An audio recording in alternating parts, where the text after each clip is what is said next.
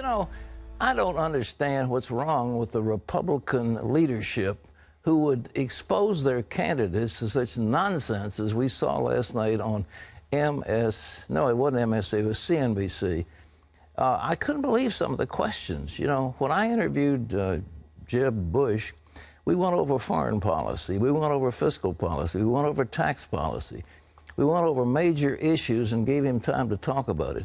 That stuff last night was nonsense, including what's your take on fantasy football? I mean, good heavens. But anyhow, why do we have that? And I'm asking myself, what's wrong with this nation? What's wrong with this nation? And viewers and critics, the candidates, blasted the moderators for unfair questions, and conservatives say it's just another example of liberal bias, whatever it is. We have, folks, we've got a deeply divided nation. There was a time in our country when we united ourselves again around certain core principles. We believed in the Bible. We believed in certain eternal truth, and although we had different views of what to do about them, nevertheless, the country was divided. Now we don't have that. There is no unifying ethos that is holding us together. And I worry for our country if this thing continues. Wendy? That's right. The candidates also talked about their differences with each other and with Hillary Clinton. David Brody brings us the story from Boulder, Colorado. Coming in, many thought Ben Carson would be a target given his steady rise in the polls, but it never materialized. Instead, for the first time, we saw good friends Jeb Bush and Marco Rubio tangle over Rubio's record of missing Senate votes. Marco, when you signed up for this was a 6-year term, and you should be showing up to work. I mean, literally, the Senate, what is it, like a French work week? You get like 3 days where you have to show up? I've listened to Jeb as you've walked around the country and said that you're modeling your campaign after John McCain. I don't remember you ever complaining about John McCain's vote record. The only reason why you're doing it now is because we're running for the same position, and someone has convinced you that attacking me is going to help you. Ohio Governor John Kasich also came in feisty, attacking Ben Carson's recent talk of replacing Medicare and Donald Trump's plan on illegal immigration. My great concern is that we are on the verge, perhaps, of picking someone who cannot do this job.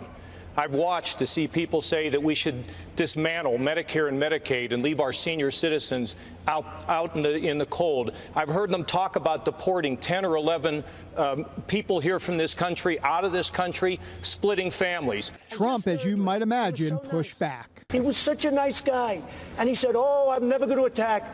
But then his poll numbers tanked. That's why he's on the end, and he got nasty. But the most criticism went to the mainstream media. This is not a cage match. And you look at the questions. Donald Trump, are you a comic book villain? Ben Carson, can you do math? John Kasich, will you insult 2 people over here? Marco Rubio, why don't you resign? Jeb Bush, why have your numbers fallen? How about talking about the substantive issues people care about? And the crowd actually turned on the moderators when one asked Ben Carson about his relationship with a controversial nutritional supplement company. It is absolutely absurd to say that I had any kind of a relationship with them. You were on the homepage of their website with the logo over your shoulder. If somebody put me on their homepage, they did it without my permission. Does that not speak to your vetting process or judgment in any way? No, it speaks to the fact that I don't know that it's going on. See, they know.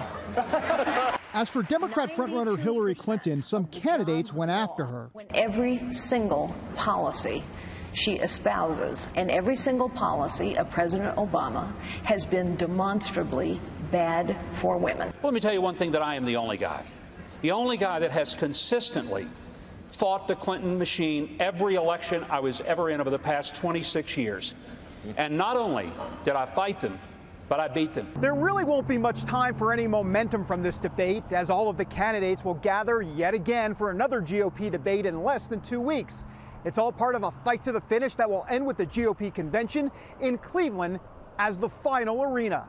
David Brody, CBN News in Boulder, Colorado.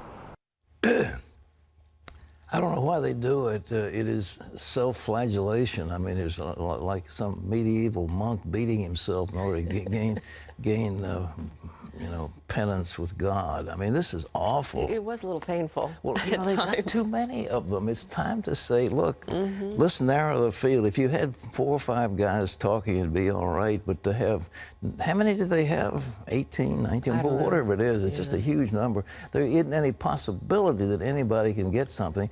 And to sit there and jam away at one another is destructive, and so when they get into the general election, they will be crippled, and then the Democrats will use every single soundbite that they can get out of these debates.